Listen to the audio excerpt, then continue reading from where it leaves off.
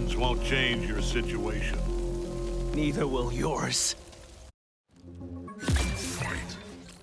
The fighting game genre has grown immensely over the last few years, and we've seen iterations of fighting games that have continuously been created. And of course, over time, as the Invincible series has been debuting on television around the globe, of course it's a looming thought of when we were going to get a fighting game that was based around Invincible. And Skybound and Quarter Up, which is a Skybound Studios, of course, made this dream into a reality. So big ups and shout outs to Quarter Up and Skybound for coming up with the concept of this game. And of course, even in the way that they built this game is a 3v3 tag fighting game. Now you can do one-on-one individuals, you can do local couch co-op, you can do online. But something that was surprising for me was the fact that the game was launched with a story. So this game did release on April 30th. Big shout outs to the studios for giving us the opportunity of checking this game out and being able to have hands-on with this game. So I've got to say this, Invincible Versus is a highly dynamic, visually beautiful fighting title that challenges you as well, to say the least. So over the years, I've been a huge fighting game fan. I have been a massive fan of Street Fighter, Tekken, Virtua Fighter, and many others. Of course, one of the ones that was a really big breath of fresh air in the fighting genre was some of the recent Dragon Ball fighting games, like Dragon Ball Fighter Z. I loved that game. Not just because it was a fighting game, but because of the art style of the game. And that's what I love about this game as well. Though it has this three-dimensional look, it still has this cell kind of shaded look to it. As I think these games, that's really the best way of representing them, is either in cell shaded or hand-drawn animations. I feel like, though the cell shading and graphical presentation in this game is visually stunning and amazing, I feel like it kind of would have added a little bit more of like even a more special nuance or a special feel to the game if it was hand-drawn, but that's neither here nor there. That's just me being picky. Invincible Versus is a really cool game. So the game overview, Invincible Versus is a brutal tournament quality 3v3 tag fighting game that lets players become a superhero in the bloodiest fight in the universe. The first major game in the award-winning Invincible universe, Invincible Versus features fan-favorite heroes and villains like Mark Grayson, who is invincible, Thula, Adam Eve, Bulletproof, Celius, Omni-Man, Rex, Splode, and more. Now, I know, whatever. People are going to say that I didn't say stuff right on this video, or maybe it's just my own ADHD mind that's judging myself for not being able to read things properly.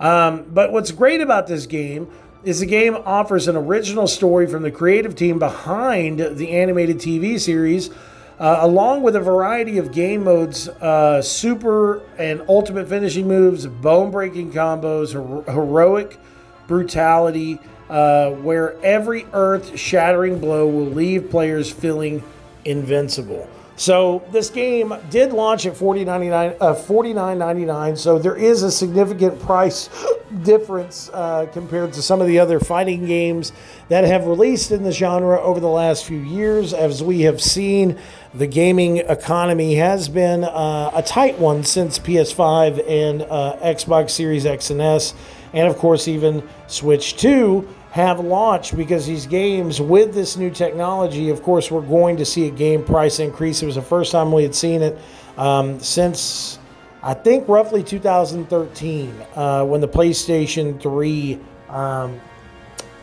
2013, is that when it was? 2012, 2013, around the time the PS3 and Xbox One had launched. So, yes, games used to be cheaper. I know it's crazy to think, but anyway, so this game features, as it said, it features an original crafted story for this game It says here, experience an all-new single-player story from the creative team behind the smash hit, capturing the authentic chaos, destruction, and heart of the franchise. And that is true. I played all the way through the story. I played a ton of this game, and the story of the game is very unique and is something that I didn't really expect. And it was a really cool call out to some stuff. I would love to see some additional story aspects of this game, or maybe if we have a follow-up to Invincible Versus that has more characters in it in the long run, I would like to see a more in-depth story, because it was somewhat of a quick story. It wasn't something that was, you have to pour 30-something hours into. But we've seen a lot of these fighters really pushing the boundaries and the limits whenever it comes down to having a story representation in a fighting game. I feel that there's so much story and there's so many characters in the Invincible universe. We could definitely see something more expansive.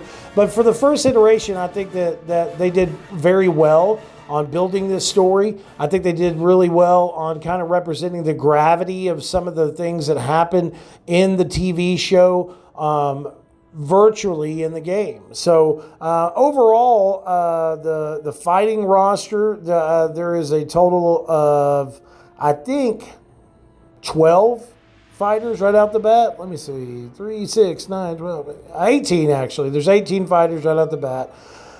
I'm not going to list all of them and go over every singular one of the characters, but I'm sure, as you can see in the videos, there is good representation of a good chunk of the main characters that are in the show.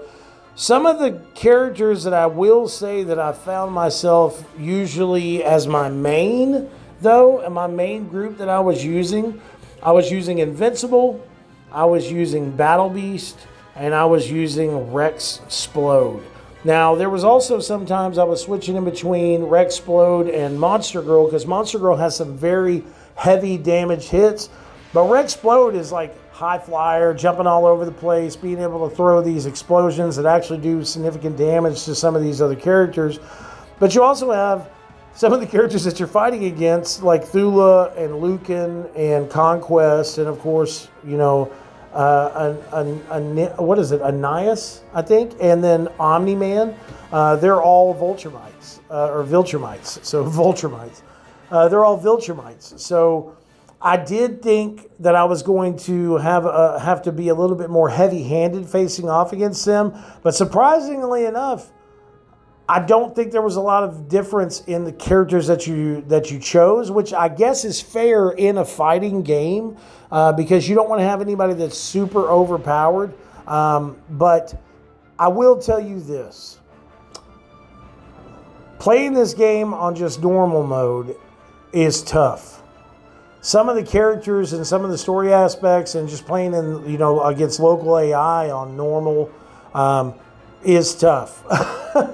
The difficulty level in this game is really crazy, and I think it is rightfully so, because you go against some of these characters, like even Titan. Titan is a character that, can form like rock formations or body armor or whatever on his exterior, and it's just straight rock, but at the same time, I feel like some of these characters, even though the difficulty was tough, it was a little too easy to take them down. I feel like, I don't know, maybe that's just me being picky in that sense, but I feel like sometimes in the story, even whenever you're playing it at normal, yes, it was difficult, but fighting against Viltrumites, I would have expected a little bit more strenuous kind of tasking, but later in the story you find out why, and they actually point this out. So for anyone thinking that I was about to talk trash, psych, Twister. I was like playing through the story at times, and I'm like, even though they're hardcore characters, I don't know, they don't feel like it doesn't feel like I'm fighting against a Viltrumite.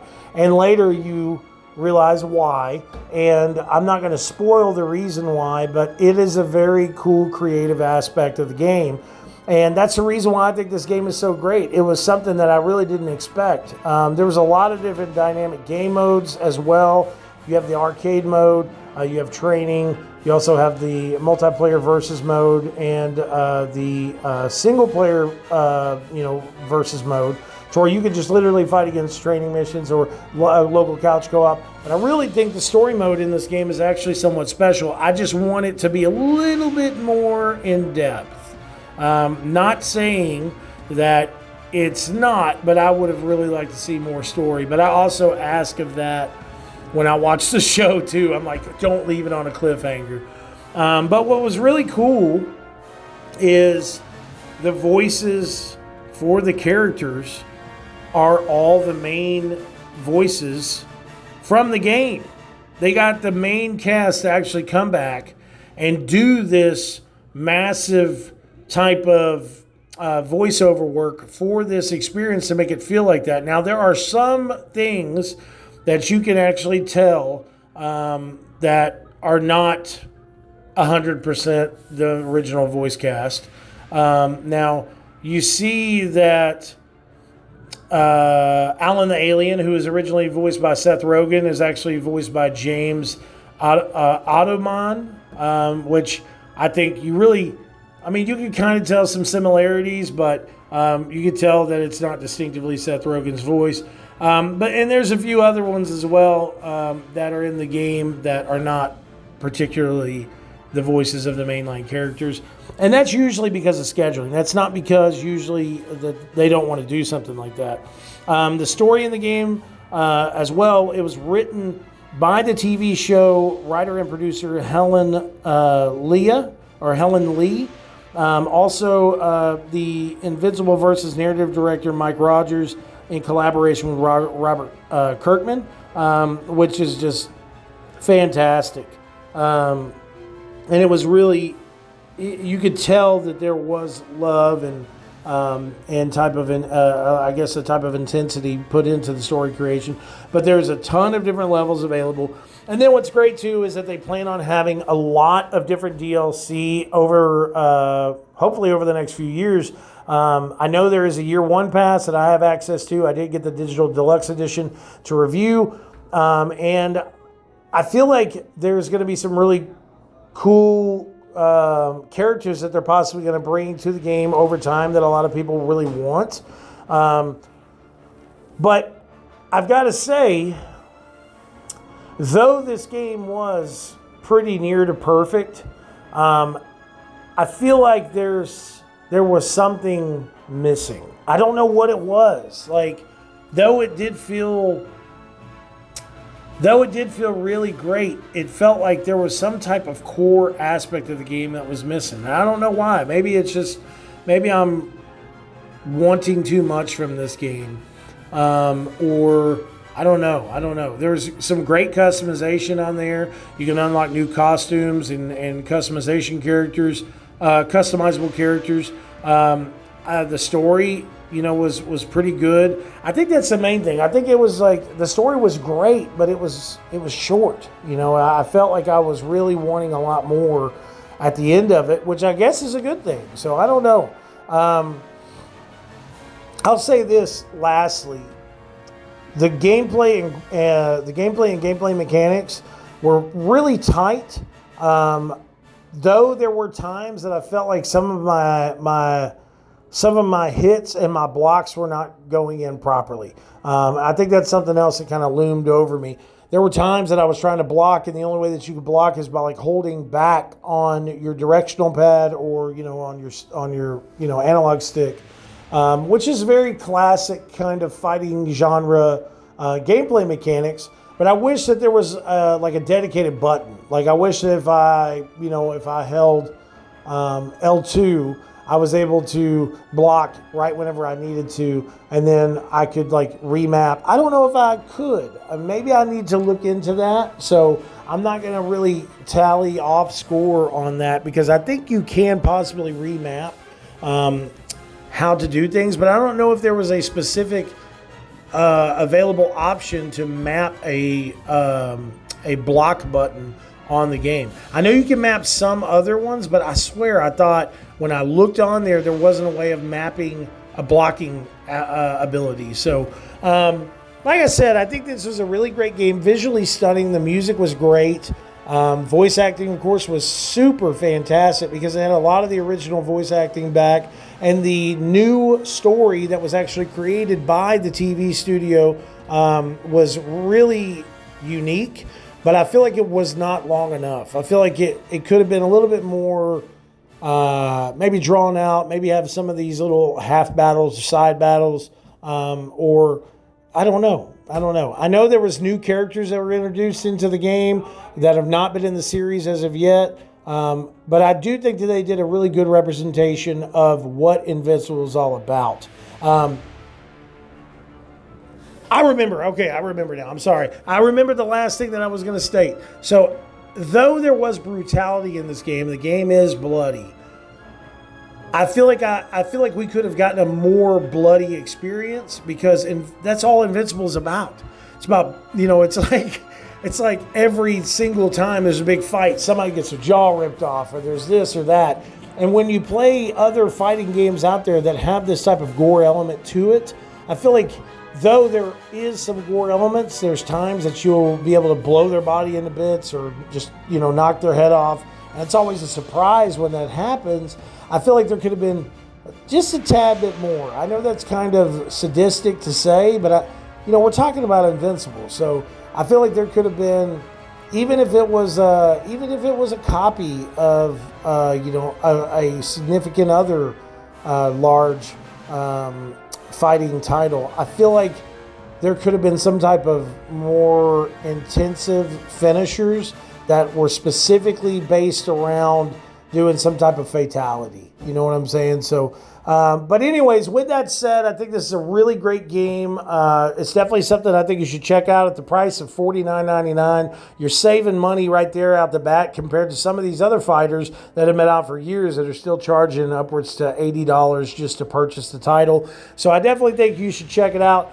Big shout outs to Skybound and Quarter Up for giving us the opportunity of playing this game. As I said, visually stunning, great gameplay mechanics, even though I feel like the blocking should be able to have that aspect of being able to map an actual button for blocking. I feel I would have enjoyed my experience a little bit more. The game at times is a little difficult, but of course you would want it difficult. The story was great, but I wish it was just a tad bit longer. And then lastly, of course, I just wish there was a little bit more intense gore in this game because that would have just made it feel right over the top whenever it comes down to being in an Invincible game. But with that said, this is definitely something I think fighting game fans should play, no questions asked. There's so much that you can do in this game, and they have so much more planned for it. So we're going to give it a 4 out of 5. Please make sure to check back soon for another review right here at Cinelinks.com. We got all different types of stuff coming. We got massive coverage coming from different events like Summer Games Fest as well pretty soon. So love you guys so much. Thanks for watching, and we'll talk to you soon. Peace out.